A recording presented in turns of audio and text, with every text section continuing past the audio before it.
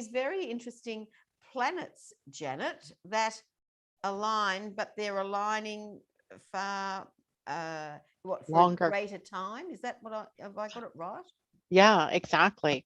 In astrology, we often talk about, conjunctions of planets or the relationship between planets. For example, a square or a sextile or a conjunction or opposition. Those are just words that we use to tie together the relationship between two planets. And we always kind of have an idea about how long those kinds of transits are going to last. And those Mm-hmm. transits last when they're within orb. That's a term that we use in astrology. We just say that two planets are within orb of a conjunction, let's say. And that depends on the planet, but with Mars and Venus, the ones that we're going to be talking about today, the orb is about 6 degrees. And that means when they start to come within 6 degrees of one another, we start to talk about the pull of that conjunction. And then there's the time that they're in the conjunction. And then there's the time afterwards where they're separating from that conjunction. Almost every year we have this happening with Mars and Venus this Mm-hmm. year. And typically, by the way, it's about a 10-day period of time, right? Where they might be dancing around. I like to call it a dance because that's really what's happening. They're kind of dancing with one another. The masculine and the feminine principles, right? Mars, the masculine, Venus, the feminine. And they do that dance for about 10 days every year.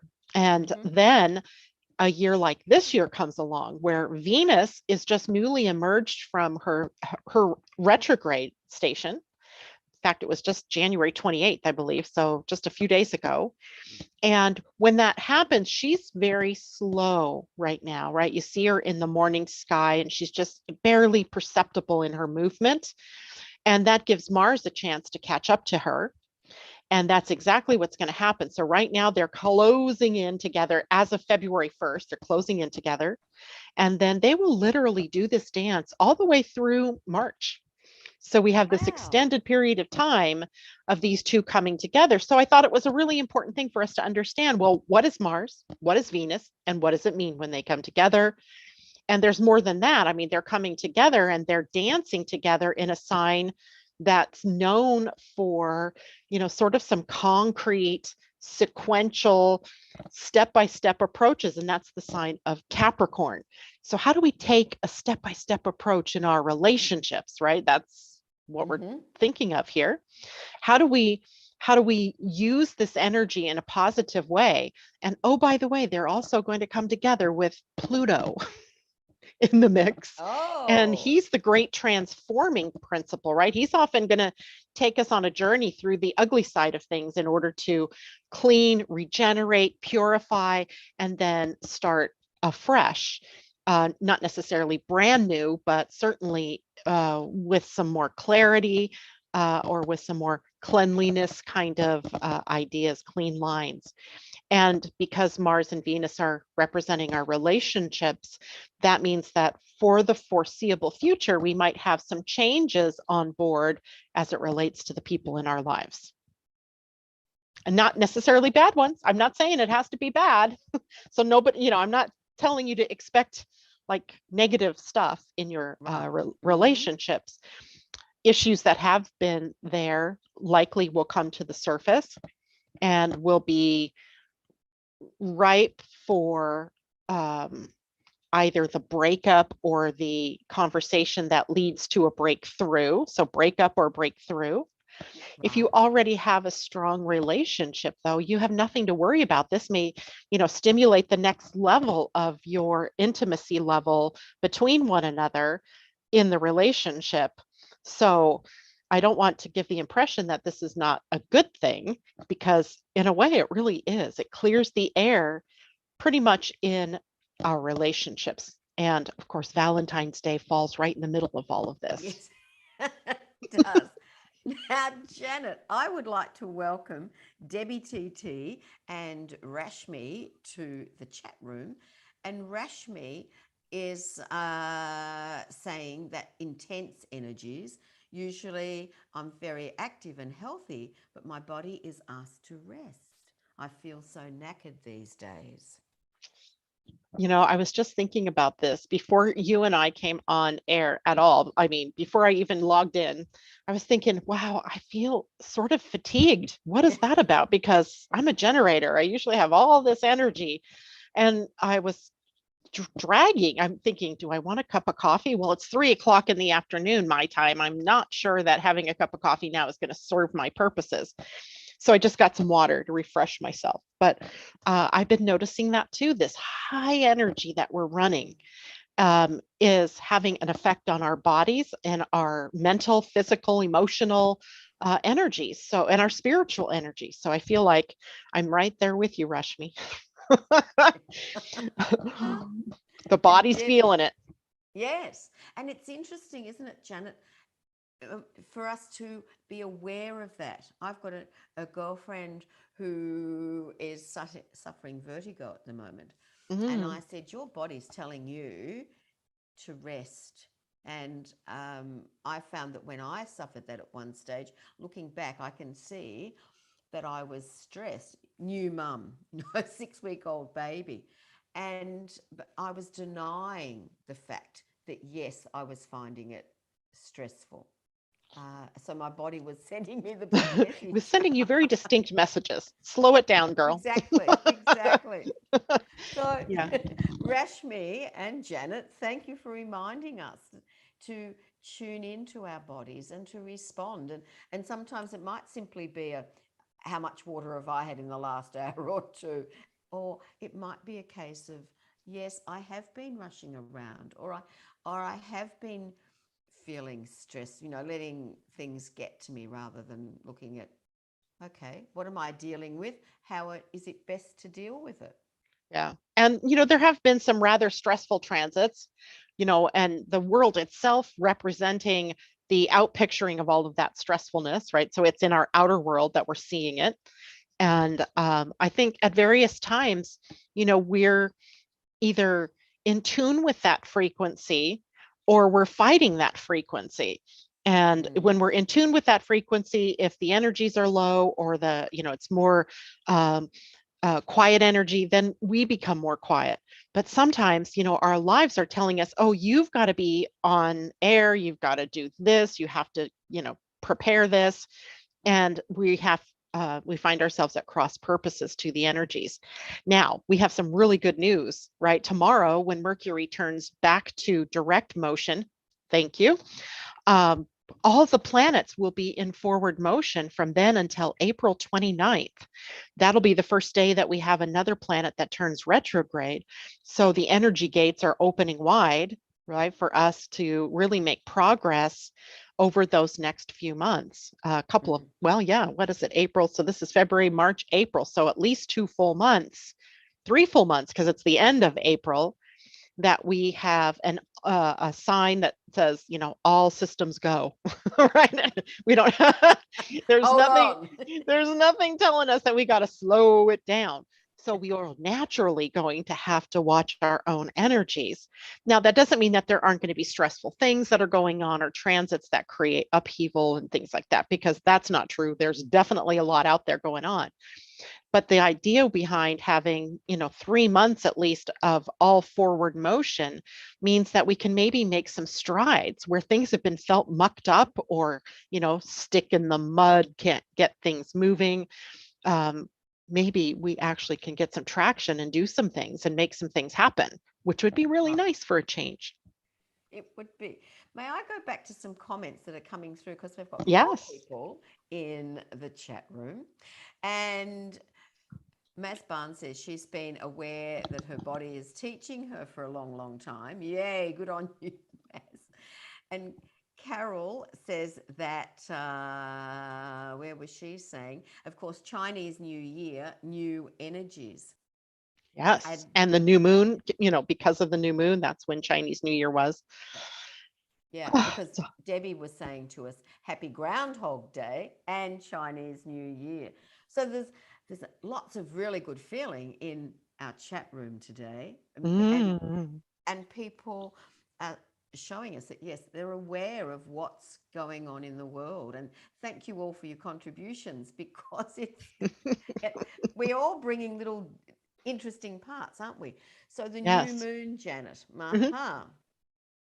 Yeah, the new moon was a pretty powerful new moon for everybody. It doesn't really matter what sign you are. It was one that was activating both Uranus and Saturn, right?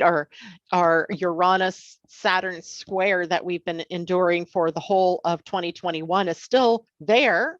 It's not as active at this moment. They're separated by about 4 degrees. But the energies of change are upon us, and what has been started in 2021 is continuing. The difference now is that with all planets that for most of 2021 were in retrograde motion, with them now in forward motion, things might come to a conclusion faster. So I can think of all different kinds of ways in which this can play out. But personally, I think that we all are in the driver's seat for a time being and get to steer the vehicle in the direction that we want to go. And you have all the power in the world to do that by focusing your thoughts, your mind, your heart, and your emotions on what is possible or what you desire, and leaving behind the old voices that tell you what you can't have or what you don't deserve, or what's not possible. Mm. So it's going to be a change, I think, for us. And of course, what happens when we decide to change? Things blow up, or or fall apart, or what have you. So expect that too. But that's kind of the excitement of living life right now in these times, is that there's this unexpected nature of things. We can't say with complete 100% logic what's going to happen, and I find that kind of fun. We were talking this morning on my show about the gate 61, which is up in the head center, and it's the one of the gates that Venus and Mars are going to be dancing through for an extended period of time. And the gate 61 is called the gate of inner truth. Well, isn't that interesting that everybody's inner truth can be different? Right? We were just talking about this whole idea of cancel culture, and how people like the idea of, or I don't even know where I was thinking of the astrology of this, like where did this come from, this idea of if you don't like what I say, then I'm just going to cancel you out, right? You're not going to be on my show, you're not going to be allowed I'm going to pull my music off Spotify. And I think it does all of us a disservice. It makes us all, I mean, my comment to somebody about it was, what are we all, imbeciles or what? Right? Am I so imbecilic that I can't make my own decision about what to listen to, that I'm so threatened by something, say, Joe Rogan might be saying that goes against maybe my own beliefs, that I have to have you take him off your show, because if you don't, I'm pulling my music and blah, blah, blah. Now, having said that, I also value that everybody has the right to choose how they want to be, how they want to show up in the world. I just don't like the idea of using this cancel culture idea to not let people be responsible for themselves, or to choose, what's right for them. And in some, sort of bizarre way, Venus and Mars coming together are driving some of that, right? They're both inner planets, and inner planets affect us individually. So while the outer planets, say like Pluto and Saturn and Neptune, Uranus, they're impacting the collective. So it's a bigger picture, a bigger, wider lens. But when Mars and Venus and the moon and the sun and Mercury are up to games, then it brings it into each one of us, right? So this is going to be about each one of us and the choices that we want to make. The two of them coming together, Mars and Venus, they're very creative, right? You've got the masculine principle of moving outward, and the feminine principle of moving inward and seeing things from the inner perspective. And you bring those together, and it's totally creative. It's the blending of the two big energies, the masculine and the feminine energies, in a positive way. And it holds a lot of potential for us, I think. And that's kind of exciting. I find it exciting that these two are going to do this. Absolutely. Janet, you mentioned your show, and Mhm. I'd like people to know more about that because I know that you're on. Now, this is American time, Mondays, Wednesdays, and Fridays. And so that equates to Tuesdays, Thursdays, and Saturdays for us here in Australia. However, of course, we can listen in if we miss it live because I do believe it's at 3 a.m. my time Whew. here in Melbourne. So if I don't happen to be awake, then I can listen to it later. So it's on the Living Astrology Facebook page. Right, right. My Living Astrology Facebook page and my YouTube channel, Living Mm. Astrology, by the same name. So you can, if you're a YouTuber, you can join me with YouTube. If you like Facebook better, you can join me on Facebook. And in either case, I take that broadcast and I also put it into podcast format, and it broadcasts at 11 a.m. on Blog Talk Radio, my time, 11 a.m. So that would be a little better suited. Still not, that's still pretty early your time. But either way you look at it, those broadcasts are all recorded. And anytime you go back to the Facebook page or the YouTube channel, you're going to find it and you can re listen. And Wow. what's new for me this year is the Wednesday, because I ended out for most of 2021, I think I did Mondays and Fridays.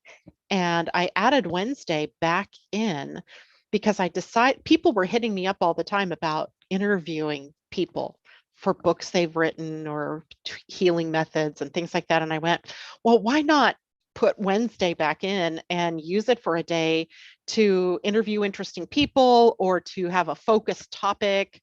And that's what I'm doing. So today we were on air talking about February's energies. And Mm-hmm. I was doing that with Tam Vayu, who is the creator, author, co-author, co-creator with all like a whole team of us for the Energy Almanac. So, which is a yearly periodical. So it's fun to be able to do that and to talk to interesting people. So 3 days now, Monday and Friday, it's purely astro design, talking about human design, astrology, gene keys, etc. Wednesdays is a kind of hybrid day. Very good. Yeah. Very exciting. Now, Rashmi has made more comments. Okay. When something triggers us, we need to dive deep inside and find out what it is that is within us that is not healed and still responding to that trauma that's making us be part of this cancel culture. Yeah. Interesting. Mm. I found it interesting because I happen to be on Facebook and I hardly ever go to Facebook because of all that snipey Mm-hmm. kind of thing, that rhetoric that happens. But I happened to be going there because I wanted to let everybody know I was going to be here shortly. And I saw a comment by a fellow astrologer about pulling hit things off of Spotify, and you know, thanking Spotify for what they, for, or thanking Neil Young, and who was the other one? There was another one that pulled their work off of Spotify, and I couldn't believe what I was hearing, because one of, for Neil Young, one of his songs is about living in a free world. Well, what kind of, I mean, I guess it is a free world if you can pull your music off, but are you pulling your music off to kind of hold a company like Spotify hostage to another show that they have that you don't like? And that's the issue with this cancel culture. Are we trying to make other people bend to our own will, to make us all, be alike, Mm-hmm. and forgetting that, you know what, you always have the option to not listen. Absolutely. Like, don't listen. If you don't like the shows on Spotify, go somewhere else. I mean, you have that choice. You don't have to demand that they take that show off. Mm. Don't listen to Joe Rogan if you don't like Joe Rogan. Don't listen to Neil Young's songs if you don't like Neil Young, but don't make me have to miss that music on that platform because of it. It's just crazy. It's just crazy. Well, it reminds me, Janet, of Rosemary Butterworth's comment. And it's about our own thoughts. If we're concerned about our own thoughts, change the channel. Mm-hmm. So, it Mm-hmm. comes back, as Rashmi was saying, comes back to us, doesn't it? And how Yeah. we respond to whatever. Yes. might be happening. Right. Our own Mm. personal responsibility. And that's really where the power lies. I think that's something that we've been missing. We're still looking outside of us for somebody else Mm-hmm. to do justice or to make things right. And if you want to live in a free world, then you have to accept that there are going to be people out there saying things that you don't necessarily agree with. And that Mm-hmm. doesn't make them wrong, right? It doesn't make them wrong at all. I would say that Joe Rogan has just as much free choice and free will to speak his mind in the way he sees fit as Neil Young or anybody else has to speak theirs and to do what's right for them. Mm-hmm. So, but I feel like sometimes the companies are caught in the middle, right? How do I make them both happy? How do I make them both happy without losing listeners or, advertisers or Mm. it's a big thing. It's a big thing right now and something that we're having to work through. I would say that's one of the dark night sort of energies that we're contending with. And hopefully we're turning the corner around this. I think more and more people are questioning, like, why are you doing that? Why? Yeah. Why? Why? I can choose for myself. Mm. So we're growing up. And that's part of the process too, is right. We are evolving and consciousness as it evolves becomes more responsible. Mm. And we just have to know that we're still in the throes of that evolving of consciousness. We're not all the way evolved yet. I think we No. have a ways to go, individually as well as collectively. But that's all Indeed. part of our experience here. Mm. Yeah. That's right. That's why we're here. Hmm. So let's take a little bit of a look at what Venus and Mars represent, because I think that helps us understand about this conjunction and the long-lasting nature of it. Mm-hmm. Venus, of course, represents relationships as far as love is concerned, right? So affection and beauty and harmony in those relationships. And it's the feminine energy. So it's also more giving and more open to receiving love and affection, and romance is also a part of her. So she's the softer side of love. When we look at Mars, Mars is the more masculine side of love. It's not that he's not romantic or that he's not able to show affection, but there's raw sexuality there, right? There's this very masculine energy within Mars. He's a warrior god. And his nature is different than Venus's, but when they come together, Venus has sort of the ability to temper that Mars aggression or assertiveness, while Mars can spark Venus into a little more wildness, I would say, right? So we have the potential then in our relationships for, some kind of spark to be happening here. Now, it can be a positive spark where we are like, making goo goo eyes at one another and are more attracted to one another, or we can suddenly see more exquisitely the things that are different between us or the problems that lie in our relationships and see that we have this need to have to work through things. So both things can be true, right? That, there can be kiss and make up after the fight, but there can also be the fight that, we're turning our backs on one another. That kind of part of the experience of these two coming together is a part of growing in the relationship. But they also rule more than just the relationships. Venus herself rules finances, right? Money. So Mm. I would expect that maybe Venus and Mars coming together sees some financial movement, maybe extending out maybe the inflation that's happening, the stock market being impacted Mm. maybe by it. I can't tell you whether that's a good impact or not, but I can tell you that financially, the markets, the banking, the mortgages, and all of that can be impacted by Venus and Mars coming together. And Venus also rules our values, how we value ourselves, but also the values by which we live our lives. We were just talking about values. Really, in the end, what I was talking about there is if you value freedom, then why are you censoring people? Mm. right? So you're not that's a mismatch in the values, right? If your stated value is liberty and freedom for all, well, then you can't also be trying to make a company take out one of the shows that you don't like because you don't like it. That's not freedom. So again, we are still in a process of realigning our values. And then, Mars is also an action principle. So he's moving us forward, and he can sometimes be quite impulsive. Impulsive love, impulsive changes that are going on. So that's possible as well. And then when in a minute, we're going to look at the difference between Venus conjuncting Mars and Mars conjuncting Venus, because I said earlier, they're doing a dance. And the initial connection comes from Mars catching up to Venus, and then Venus eventually catching back up to Mars. So they're changing places during this process of time. And there's a little bit of difference between how they play out that way.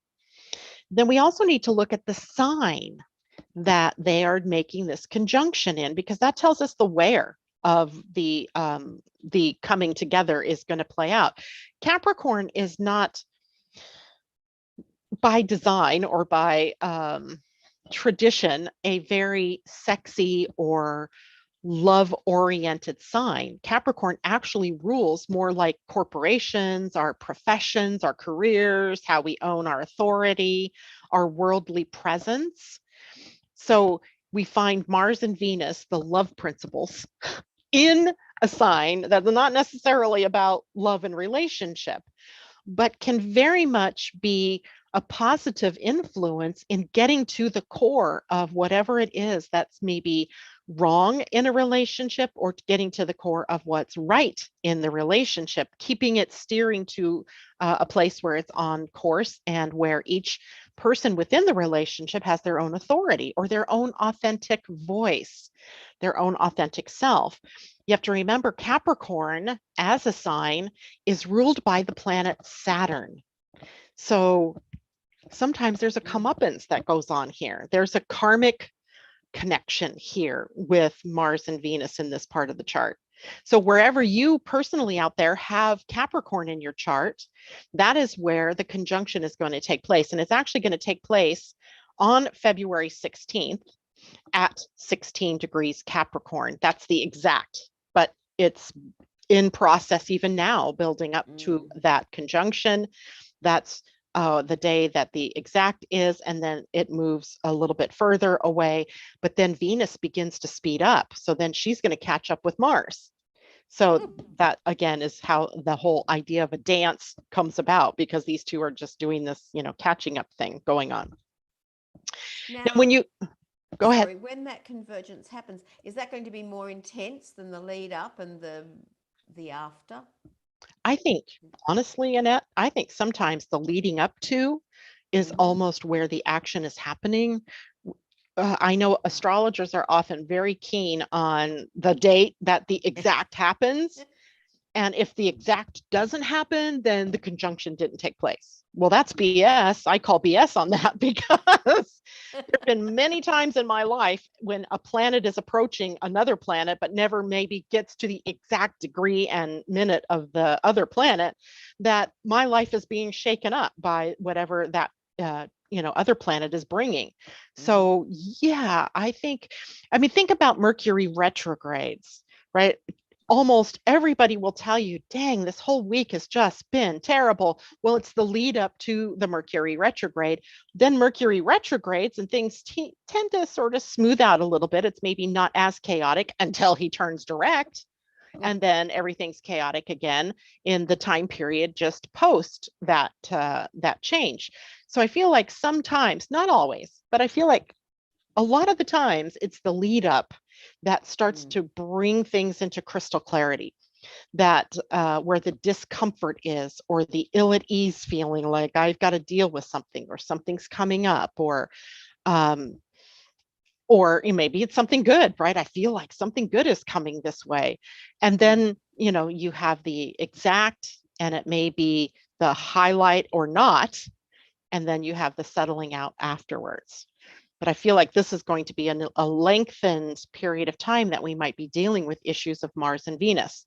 So let's do the first one, Mars conjunct Mm-hmm. Venus, and how he differs from Venus conjunct Mars. Because it is a Uh-huh. little bit different, right? Mars conjuncting Venus brings a strong sexual energy to a relationship. So it is that sex appeal, right? We may not have an intimacy level built up, but I see you, you see me, sparks fly, and boom, right? We fall into bed together, perhaps. And that kind of sexual relationship often doesn't last, right? It was just a physical Mm-hmm. attraction. So that's a possibility. There's also strong ego drive that Mars has that he carries into Venus when he does that conjunction with her. So we may suddenly have a clash of egos with our closest people that we're involved with. But all of our creative energies are aroused and brought to the surface during this period of time too, right? Mm-hmm. Especially the physical expression of our creativity. So it might be a great time for performing, for dancing, for exercise, for competition, competitive sports, that type of thing. Interesting because the Super Bowl, our big football game of the year, is happening on February 13th, I believe it is. And that's just like right as Mars and Venus are connecting. It'd be interesting to do an astrology look at both teams. One team is called the Bengals, Tigers, right? How funny, in the year of the tiger. I would say luck is Right. on their side. The other team, oh gosh, the Rams, right? I shouldn't probably say that since I'm a West Coaster and the Rams are from the West Coast, but I'm not sure that the kudos are on their side. So we'll just have to see how it plays out. But again, which team is going to show the most physical and the most competitive streak is the team that's going to win, right? Because of the Mm-hmm. nature of these energies. Um, Meeting a new person or someone new in your life during this kind of coming together emphasizes the more physical side of the relationship, not just the friends kind of relationship. This kind of goes right down to the sexual side of the relationship quite rapidly. And often then later when the retrograde, or I mean when the conjunction clears, so does the attraction from that relationship. So we want to be very aware of what might happen during this time, right? You might be very sexually, physically attracted to somebody, but then the meeting of the hearts doesn't quite happen. Is that worth keeping as a long-term relationship? Well, it might keep it going for a couple of months of steaminess, and then it will fizzle out as soon as that conjunction energy begins to wane. So we want to be very careful about Mm-hmm. what we get into there. Now, when Venus runs into Mars, right? So we have this other angle because she's going to run into Mars after the first time. There's Mm-hmm. a very strong female male attraction. And it doesn't have to be sexual. It can be, friendship, or it can be just, you know, being attracted to qualities in the opposite sex that you yourself might feel like you don't carry, or that you aren't very strong within you. We might become more assertive in our relationships. Mars, again, is adding some energy here to Venus.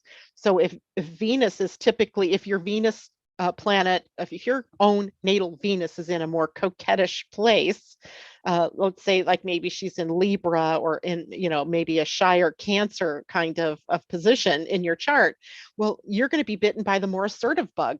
And you may decide, well, I want that person in my life, so I'm going to become more assertive. We are also looking for more of a satisfying relationship, not just the physical edge, but the more Mm-hmm. intimacy, emotional connection, meeting on the mental planes, even. Unfortunately, there can also be the awakening within us that we've been seeking approval from others and not pleasing ourselves, but doing what we think other people want, or uh, what we think will make other people happy, or what we think will make them like us more. So we may be awakening to some of those qualities. Self expression through creativity and love. That's a big part of Venus catching up to Mars. in this whole time. Kind of fun.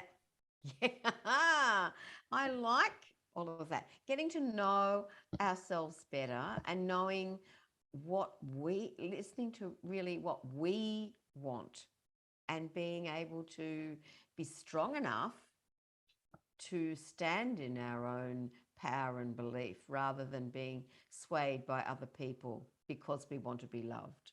Yes. Yeah. And we've just spent about 6 weeks worth of time with Venus in retrograde. Mm-hmm. And all of us, no matter how Venus looks in your own natal chart, all of us have been going through a values reimagination or reorganization or a reevaluation. So I think in some ways we've all been looking at, what do I want in my life? What no longer suits me? What is worth pursuing? What's worth not pursuing anymore? Or what isn't worth pursuing anymore? So the two of these planets coming together with both of them in forward motion means that we might be able to see our way forward in a planned sort of way. I know that sounds very not sexy, but the two of them are coming together at a gate in human design. The first coming together is at the gate 54, which is on the root center, which is a pressure that builds up within us to go out and succeed, right? Mm-hmm. So there may be people feeling the pressure to get into a relationship. I'll never forget my brother-in-law years ago felt like this pressure, like he had to get married before he was 30 years old. He kept telling himself, I have to get married by 30. And we kept looking at him going, well, settling for someone just because you're going to be 30 this year makes no sense. But that was this, constant thing that he had going on in his head and the pressure, right? So then sometimes what we do is we get ourselves involved in things. It could be projects, it can be relationships that we were pressured into, but not necessarily choosing of if we had it all to do again, would we still do it kind of question. Right. So the pressure is building at the gate 54 for us to go out and achieve something. That might be success in your career, depends on where Capricorn is in your chart. But Capricorn does rule the career profession sector in the natural zodiac wheel. So we always are going to have this drive to achieve, right? That's part of that Capricorn experience. But in your own personal chart, depending on the house it's in, your drive to achieve might be placed in a different way. For example, someone with maybe Capricorn on the 5th house is driven to find romance, to find love, to find creativity, but not necessarily to settle down with that romantic partner. They want the romance, but maybe not the commitment. Right. On the other side, the 7th house, if you have Capricorn on the 7th house, you're driven to commitment in a marriage type thing or in a very solid one-on-one relationship. If you have this going on, let's say in your 11th house, you might be driven to pursue a dream or a vision that you've had. So the creative energies, the loving energies, the relationship energies are all going to be a little bit different based on where Capricorn is in your chart, but also how is it that your human design is built around the gate 54? Is it defined, meaning you always are ambitious and this is going to give you some more ambition and drive? Is it something that's open in your chart? You don't have the gate 54. So where you might at times have ambition and drive, now you might have a lot more ambition and drive for 2 months. So it depends again on your own chart. You have to know yourself, because what I'm talking about is the more general terms of how it'll play out. What if you have other planets in Capricorn that these two are going to sit on top of?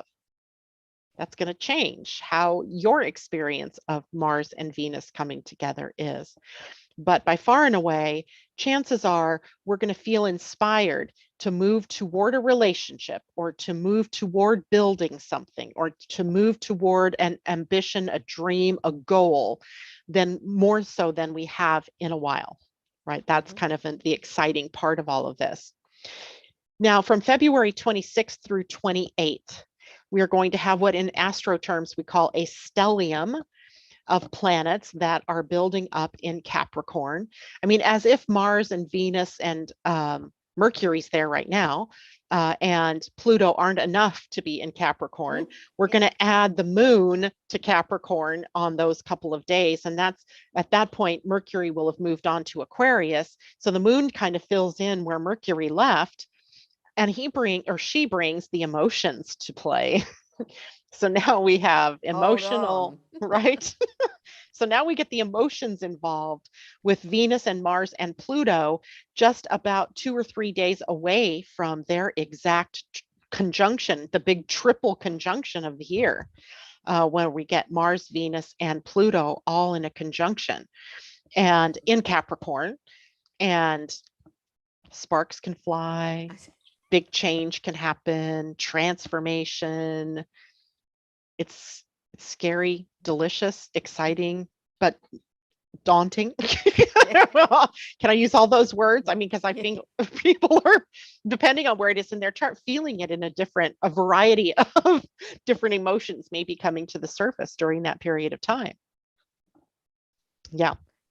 Now, that triple conjunction, if you want to know where that occurs, is at 27 degrees of Capricorn. So if you have, like, my own natal Saturn sits at 28 degrees of Capricorn. So the three of them are all going to gather together on top of my natal Saturn. Should I be scared? Wow, isn't it? Yeah, it's a bit of a, I don't know what to think about that, because it's never happened to my knowledge in my life that then I know it hasn't happened because Pluto has not conjuncted Saturn before in my life.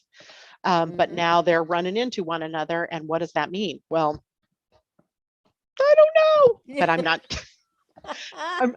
I'm not going to worry about it, because all I have to do is respond to what is showing up in my world, whatever that turns out to be.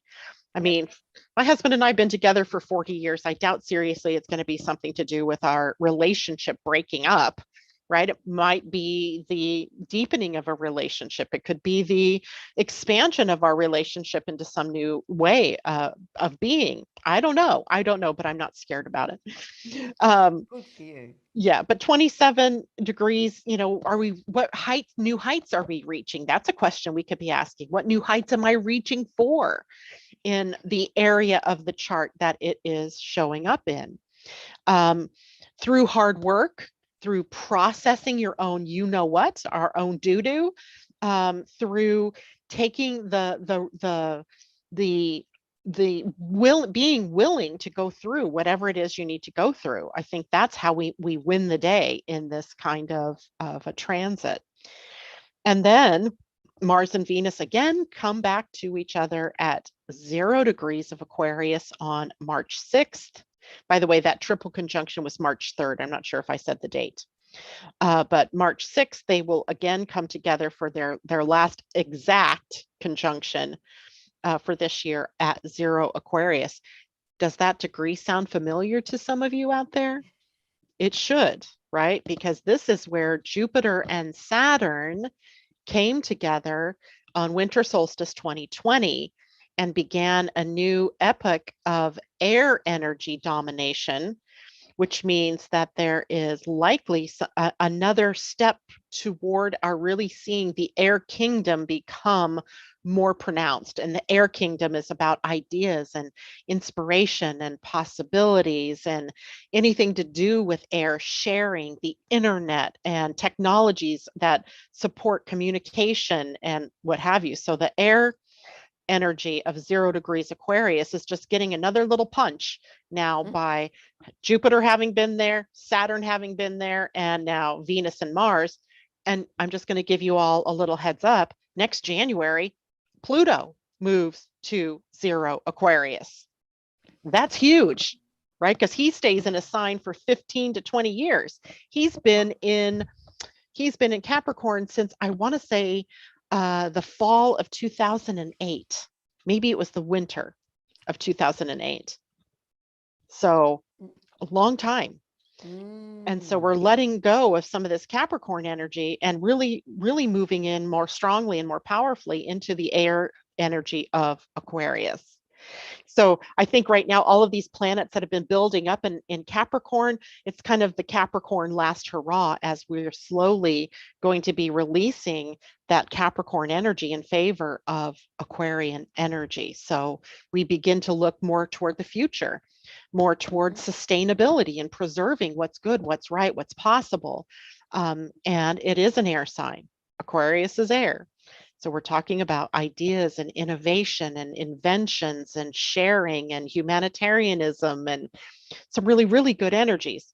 So I think Venus and Mars, watch what goes on in your own life at around early March, late February, early March, because it's going to give us an idea. It's going to give you an idea of where these energies are pulling you as we move forward into this year, but also set up for 2023. Right. Oh, I think we have to hold on to the magic carpet, don't we? Right. That's funny. I have a magic carpet picture up here on my wall. Ah. I mean, Genie and his little girlfriend with him together on the magic carpet, flying out across the landscape. Gorgeous. I always think of that. Now, Gail has joined us, Janet, and Hi, she's Gail. looking. She apparently she just adores you, and she'll listen to the replay because she realizes that she came in later in the program. Yes. And of course, isn't it wonderful? We have, for people who have been listening and or watching, they might go, "Oh, I think I'd like to hear that bit again." And of course, we can by going to Angel Heart Radio, whether it be the Facebook page or YouTube, and you can listen, watch again, and that's And always again, and again. Right. Because people just love to hear us over and over again. Well, you have so much information. Sometimes I sort of go, oh my goodness, I don't think I took all of that in. So it's Yes. really lovely to be able to re-watch. And if people are discovering you for the first time, unlike Gail, they can go to your website and have a very good look and also ask for a free chart. Human design chart. Yes. Yep. So it's let me see, living hyphen or dash astrology.com. Correct. Exactly right. And indeed, you can get a free astrology chart and report, or you or you can get both if you want. You can get your human design chart and report, so that you can understand yourself a little bit more. And I know astrology and human design both are kind of complex. It's almost, a different language. I try not to use a lot of lingo, but I can't help it, right? There's how else do you describe, two planets coming together except to use the word conjunction? So I try to keep it easy to understand, but be patient with yourself. If you're new to all of this, just be patient. You'll learn it. You'll learn what some of these things mean. Feel it, right? Feel it viscerally in here. Does it resonate in here? And start. The best way to start is to understand how this affects you is by getting your chart and your report, so you have an idea. You're building the framework. I always tell my listeners that you probably should have a notebook. I have a notebook. I have several of them, but I have this, my notebook that you can't see. For some reason, my camera is behaving badly. Oh, because I have the blur on. Oh. I'm the only one that's supposed to be in crystal clarity. Everything else isn't. But anyway, I tell them to have a book where they have their own chart in it, and maybe their transits and the human design chart and their human design information, so that when we are talking about these kinds of things, you can look quickly and go, oh, I see Capricorn is on my 8th house. So what does that mean for me? It begins the conversation that you can have, the decoding, if you will, of your own chart and what all of these things mean for you. That's why I do this, so you can learn. I don't want you to just always have to depend on me. I want you to learn how to tap into what's correct for you. And, there are a lot of ways that we can talk about these different transits and planets. They have multiple meanings, and it's going to be different for everybody. So the general information is what I can give in a show like this, or in one of my broadcasts. A reading brings it in personally, or you learning it for yourself brings it in personally so you can understand you. And of course, Janet, if people would like an in-depth, what's the word, reading or Personal yes, session. Yeah. yes, they can reach out to you for one of those as well. Right. And Pammy very kindly has put your website up in the chat. So thank you, Thank Pammy. you. Thank you. Thank you. That's very nice. Yeah. So, last thing here with the last conjunction, the last exact conjunction for the year at 0 degrees Aquarius, that puts these two in our human design at the gate 60. And is that right? Hold, please.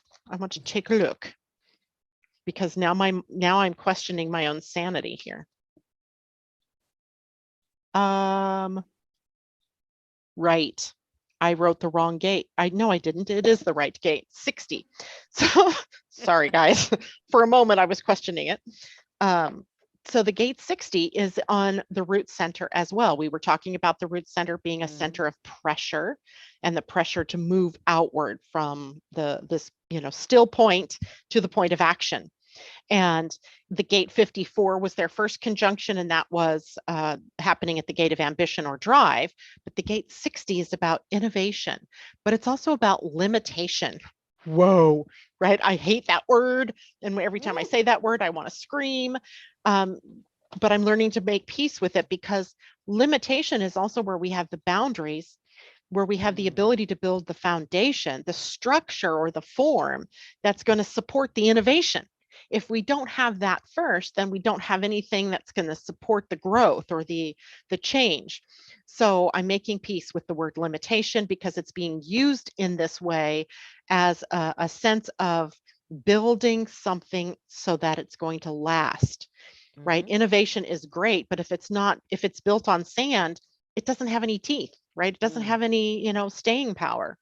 And it's one of the gate sets of Aquarius, and Aquarius is looking to the future. So we're building for the future. And in order to do that, we have to satisfy Saturn, who's one of the co-rulers of Aquarius. And we can't just go willy-nilly into something. We have to have something that we can build upon that's gonna last.